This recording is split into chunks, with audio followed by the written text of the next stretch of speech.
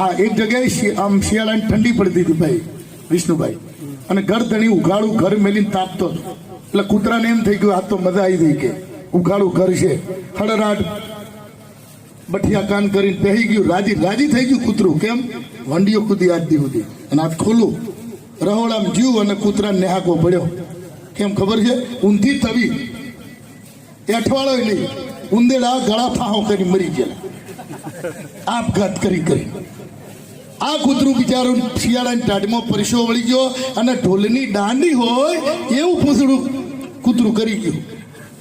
અને બિચારું ધીમે ધીમે પાછું આવ્યું. બહાર ગરદણી તાપતો હતો. ગરદણીની નજર ને કૂતરાની નજર એક થઈ, અને કૂતરાએ ગરદણી હોમું જોયું, અને ગરદણી કૂતરા હોમું જોયું. બેની નજર એક થઈ. નહીં સે નહીં મિલે બીજ રહે કર જોડ, હરિજન સે હરિજન મિલે નાચે 7 કરોડ. બેની એક નજર થઈ, બેની એકતા થઈ.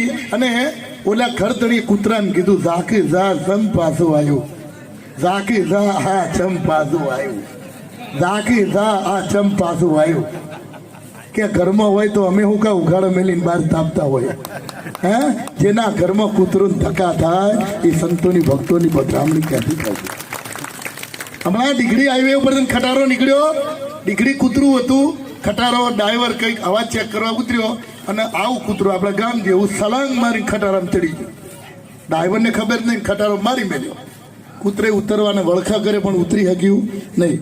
ડીગડીનું કૂતરું મુંબઈ બોરીવલી પહોંચ્યું, અને ત્યાં જઈને બાદ ડોચ્યું કર્યું. એટલે મુંબઈના કૂતરાએ આપણા કૂતરાનું સ્વાગત કર્યું એની ભાષામાં.